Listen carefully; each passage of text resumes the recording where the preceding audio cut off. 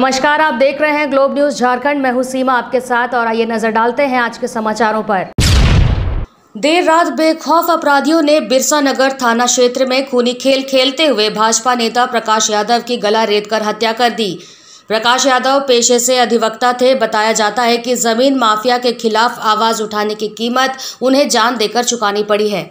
इधर घटना के बाद पूरे इलाके में सनसनी फैल गई। प्रकाश यादव की हत्या उनके घर से 100 मीटर की दूरी पर कर दी गई। बताया जाता है कि दोस्तों ने फोन कर उन्हें बुलाया था और बिरसा नगर हरि मंदिर के पास 7 से 8 लोगों ने कुल्हाड़ी और तलवार से हमला कर दिया, जहां उनकी मौके पर ही मौत हो गई। घटना के बाद सभी अपराधी मौके से भागने में सफल रहे। परिजनों के अनुसार बिरसा नगर के जमीन माफिया अमूल्य कर्मकार और गौतम ने अपने साथियों के साथ मिलकर भाजपा नेता की हत्या कर दी है। पुलिस पूरे मामले की तफ्तीश में जुट गई है। ऐसी बात सामने आई है कि बिरसा नगर जोन नंबर 1B में किसी ज़मीन को लेकर इन्होंने SDO साहब के यहाँ शिकायत की थी, लेकिन ये वेरीफाई अभी नहीं किया है जी। ऐसे लोग बात बता रहे हैं, ये वेरीफाई होगा और सारी जितने भी पहलू इसमें आए हैं वो सब इन्वेस्टिगेशन में लाए जाएंगे, जिसमें एक निष्पक्ष, फेयर और त्वरित गति से कार्रवाई की जाए। इसमें कुछ संदिग्धों के नाम सामने आए हैं, पुलिस इसमें कार्रवाई कर रही है, जल्दी इसमें गिरफ्तारी की जाएगी। पूर्व मुख्यमंत्री रघुवर दास बिरसा नगर पहुंचकर मृतक भाजपा नेता एवं अधिवक्ता प्रकाश यादव के परिवार को सांत्वना देते हुए घटना की कड़े शब्दों में निंदा की और सरकार पर सीधे हमला किया। वहीं बगैर नाम लिए सरयू राय पर चुनाव में दुष्प्रचार कर चुनाव जीतने का आरोप लगाया। पूर्व मुख्यमंत्री ने मृतक को शहीद कहकर संबोधित करते हुए कहा कि भूमाफियाओं के खिलाफ लड़ाई लड़ते हुए युवा अधिवक्ता शहीद हुए हैं। वहीं उन्होंने अपने सरकार की उपलब्धियां गिनाते हुए कहा कि उनके कार्यकाल में जो भूमाफिया भूमिगत हो गए थे, वर्तमान सरकार में फिर से सर उठाने लगे हैं। उन्होंने राज्य की लगातार गिरती विधि व्यवस्था पर निशाना साधा है। एक निर्दोष युवा वकील जिन्होंने समाज के लिए, जनता के हित के लिए आज बलिदान दिए, शहीद हुए, उसको हम नमन करते हैं और जिला प्रशासन से मांग करते हैं कि वह विलम्ब सिर्फ बिरसा नगर नहीं, बागुनाथ तो बारीडी बस्ती में जमीन माफिया फिर सर उठाने लगे। वैसे लोगों पर जिला प्रशासन चिन्हित करके और विलम्ब कार्रवाई करे और इस केस के मामले में तो निश्चित रूप से इसमें प्रशासन भी कटघरे में है, इसलिए उसका उच्च स्तरीय जाँच कर प्रशासन अगर दोषी है तो प्रशासन पर भी कार्रवाई हो और जो अभियुक्त है उसके में जो भी शामिल है, चाहे किसी राजनीतिक दल के वो, उनको दंडित करना चाहिए। जमशेदपुर पूर्वी के विधायक और राज्य के पूर्व मंत्री सरयू राय ने भाजपा नेता प्रकाश यादव की हत्या की CBI जांच कराए जाने की मांग की है। साथ ही भाजपा नेता पर आदिवासी जमीन की खरीद बिक्री मामले का केस लड़ने का आरोप लगाया है। वहीं पूर्व मुख्यमंत्री रघुवर दास को सरयू राय ने नसीहत देते हुए कहा कि अभी 6 महीने ही हुए हैं सत्ता से दूर हुए, थोड़ा संयम बरतें।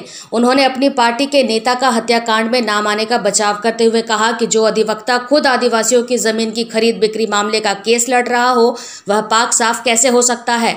उन्होंने भाजपा नेताओं को संयम से शीर्ष नेतृत्व को सलाह देने की नसीहत दी है। एक जमीन है जिस व्यक्ति ने, जो अपने कायस्थ परिवार से है संभवतः, और उसने एक आदिवासी की ज़मीन खरीद ली। अब उसकी ज़मीन का केस प्रकाश कुमार लड़ रहे थे, जिनकी हत्या हो गई।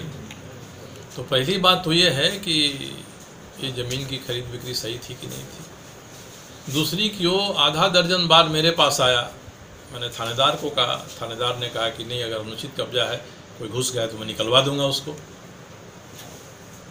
तो जो जिसके लिए हम लोग थाना से पैरवी कर रहे थे, उसमें अमूल्य सरदार कहाँ माफिया हो गए और कहाँ ज़मीन के खरीद बिक्री की बात आती है।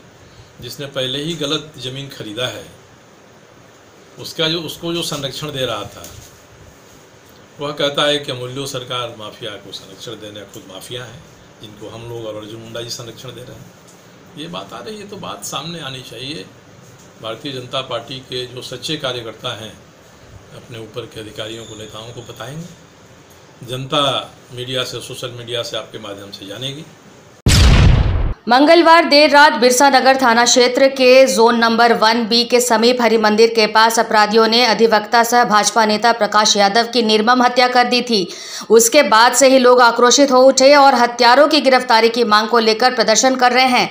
इन सबके बीच जमशेदपुर के अधिवक्ताओं ने भी अधिवक्ता प्रकाश यादव के हत्यारों की गिरफ्तारी की मांग को लेकर विरोध शुरू कर दिया है। जहां अधिवक्ताओं ने 24 घंटे के भीतर हत्यारों की गिरफ्तारी की मांग को लेकर खुद को न्यायिक कार्यों से अलग कर लिया है और इस दौरान अधिवक्ताओं ने जमकर प्रदर्शन किया और सिविल कोर्ट के सामने से गुजरने वाले सड़क को जाम कर दिया। ये अपराधियों का जो मन बढ़ा हुआ है, ये जिला प्रशासन के लिए और पूरी तरह से राज्य प्रशासन के लिए भी ये एक चुनौती है। और हम एडवोकेट्स आज इस बात को लेकर के ये जो इनका हमारे एडवोकेट साथी का जो हत्या हुआ है उसको हम लोग एक मुद्दा बना करके हम लोग एक अनिश्चितकालीन हड़ताल पर हैं, पेन डाउन स्ट्राइक पर हैं कि हम लोग कोई काम नहीं करेंगे, सड़क जाम करके रखेंगे। ये है कि एक अधिवक्ता अपने आप को आज असुरक्षित महसूस कर रहा है। हम लोग अपना प्रोफेशनल वर्क करते हैं और प्रोफेशनल वर्क करने के दरमियान अगर कोई घटना घटती है तो ये प्रशासन का सरासर लापरवाही है और प्रशासन खत्म है, क्योंकि ऐसे अपराधी लोग खुले घूम रहे हैं। और इस हत्या में और भी लोगों का संगठित गिरोह है, क्योंकि घटना के समय में वो हाई मास्ट लाइट ऑफ था। ये इसका मतलब ये है कि और भी लोग ये सहयोग कर रहे हैं। आपको बता दें कि झारग्राम बंगाल से आई एक महिला का डायलिसिस कांतिलाल अस्पताल में 2 दिन के बाद होना था। इस दौरान जब उसकी डायलिसिस से पहले कोरोना की जांच की गई तो उक्त महिला कोरोना पॉजिटिव पाई गई, जिसके बाद प्रशासन द्वारा उस महिला को बंगाल भेज दिया गया। साथ ही साथ पोटका के पोड़ाडी में जहां वह महिला रह रही थी उसके दोनों परिवारों को होम क्वारंटाइन कर दिया गया। साथ ही 17 लोगों का सैंपल लेकर कोरोना वायरस की जांच के लिए भेज दिया गया है। जांच रिपोर्ट आने के बाद ही पता चल पाएगा कि उनके परिवार के कितने लोग पॉजिटिव या नेगेटिव हैं। दूसरी ओर किसान वर्ग को काफी मुश्किलों का सामना करना पड़ रहा है। खेतों में सब्जी खेती बर्बाद हो रही है। किसान अपनी फसल को बाजार में बेचने जाते हैं पर लोगों द्वारा भगा दिए जाते हैं। साथ ही मजदूरों को दूसरे गांव में काम करने नहीं दिया जा रहा, जिससे इन्हें काफी दिक्कतों का सामना करना पड़ रहा है। कई लोग आए थे, उसको कॉल नहीं आया था, उसमें लोग सैंपल लेके गए हैं। अभी तक कोई इसका रिपोर्ट आया नहीं है। गांव में 2 परिवार का क्वारंटाइन किया गया है। तो साथ जो थे वो लोग जो सब्जी का खेती कर रहे हैं वो लोग को सब्जी बेचने नहीं दिया जा रहा है। वो लोग को सब्जी पहले घुमा दे रहा है मार्केट से। करीब डेली कम से कम 3 कुंटल हम लोग का, जैसे खीरा, नानुआ, बरबट्टी हम लोग को निकाल रहा है। जब बाज़ार में बेचने गया तो सबको ही बोल रहा कि यहाँ बैठने नहीं देगा, यहाँ बेचने नहीं देगा। कतरास में बीती रात नकाबपोश अपराधियों का तांडव रानी बाजार स्थित अभिजीत बार के मालिक अभय सिंह के आवास में देखने को मिला, जिसमें रात के 11 बजे 3 गोलियां चलाई गई, जिसमें एक घर के बाहर खड़ी गाड़ी में लगी, एक गोली दरवाजे पर और एक गोली हवाई फायरिंग हुई। घटना को अंजाम देकर 2 अपराधी पल्सर बाइक पर सवार होकर भाग गए। घटना की खबर पाकर कतरास थाना प्रभारी रासबिहारी लाल सहित पुलिस जवान मौके पर पहुंचकर सीसीटीवी फुटेज की जांच की। अपराधियों का पूरा घटनाक्रम सीसीटीवी में कैद हुआ है। पूर्व में भी अभिजीत बार में अपराधियों ने गोली चलाकर दहशत फैलाई थी। मोटरसाइकिल से आया और गोली चलाया। हम ऊपर से उसको गाली दिए तो हम पे भी गोली चलाया और 2 गोली नीचे गए, 1 गोली हम पे चलाया। थे दोनों व्हाइट कपड़ा पहने हुए थे, गमछी मुंह में बांधे हुए थे। अभी हमको सूचना मिली थी अभिजीत बार के मालिक अभय सिंह के यहाँ घर पर फायरिंग हुई है। हम आए हैं और मुआयना कर रहे हैं। घटना हुआ है, हम लोग जांच कर रहे हैं। हम लोग इस पर लगे हुए हैं। अपराधी का मनोबल नहीं बढ़ेगा, हम लोग मनोबल तोड़ने के लिए आए हैं। हम लोग चिन्हित करके छापामारी करेंगे और गिरफ्तार करेंगे। धनबाद के रणधीर वर्मा चौक पर आज काली फिल्म लगे 4 व्हीलर से काले शीशे को उतारा गया। रणधीर वर्मा चौक पर भारी संख्या में पुलिस बल की तैनाती के साथ ही अभियान चलाया गया, जिसको लेकर वाहन चालकों में हड़कंप मच गया। वाहन जांच कर रहे अधिकारियों ने बताया कि वरीय पुलिस अधीक्षक के आदेश पर यह जांच अभियान चलाया गया है। साथ ही साथ लोगों की वाहनों के कागजात की भी जांच की जा रही है, मास्क की भी चेकिंग की जा रही है और वाहन में जरूरत से ज्यादा लोग सवार होने पर भी इनका चालान काटा जा रहा है। धनबाद के रणधीर वर्मा चौक पर आज क्रेडिट एक्सेस ग्रामीण लिमिटेड की तरफ से पत्रकारों और पुलिस कर्मियों के बीच मास्क और सैनिटाइजर का वितरण किया गया। कंपनी के सदस्यों ने बताया कि लॉकडाउन होने के बाद से ही लगातार कोरोना के कहर के बीच में पुलिसकर्मी, पत्रकार, सफाई कर्मी, डॉक्टर आदि लोग योद्धा के तौर पर काम कर रहे हैं, जिस कारण समय समय पर इन्हें मदद कर इन्हें गौरव महसूस होता है।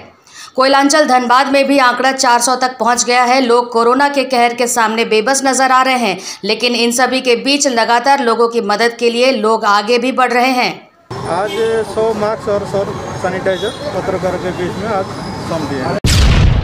बुधवार को DRDA सभागार में एसडीओ राज माहेश्वर के साथ जिला चैम्बर ऑफ कॉमर्स की बैठक में फैसला लिया गया है कि जिले में संचालित सभी तरह की दुकानें सुबह 9 से 5 बजे तक ही खुली रहेंगी। मिल्क बूथ और दवा दुकान इस समय सीमा से बाहर रहेंगी। कोरोना संक्रमण के बढ़ते प्रकोप को देखते हुए जिला चैम्बर ने स्वेच्छा से अपना यह निर्णय सुनाया। लॉकडाउन के प्रावधानों के तहत दुकान में मिनिमम कर्मचारी, ग्राहकों के बीच सोशल डिस्टेंसिंग का पालन समेत मास्क, ग्लव्स एवं तमाम नियमों का पालन नहीं करते पाए जाने पर वैसे दुकानों को सील भी किया जाएगा। इस दिशा में जिला प्रशासन को सहयोग करने वाले वैसे चैम्बर को जिला प्रशासन सम्मानित करने का काम भी करेगी, ताकि उनकी हौसला अफजाई हो सके। तो मैं इस निर्णय को काफी स्वागत योग्य मानता हूँ। इस तरह का निर्णय जो हमारे कोरोना संक्रमण से लड़ाई लड़ने में काफी हमें मदद मिलेगी, और जो लगातार हम लोग देख रहे हैं लोगों के द्वारा, धनबाद में नागरिकों के द्वारा जो बाजारों में जो भीड़ जमा हो रही है, उसको नियंत्रण करने में हमें बहुत ही सफलता मिली। शहर में लगातार हो रही बारिश से जनजीवन अस्त व्यस्त हो गया है। शहर के निचले इलाकों में बारिश का पानी बाढ़ का रूप धारण कर चुका है। बिरसा नगर जोन नंबर 3 और जोन नंबर 8 में स्थिति काफी भयावह है। वैसे इस बारिश ने जिला प्रशासन के ड्रेनेज सिस्टम की पोल खोल दी है।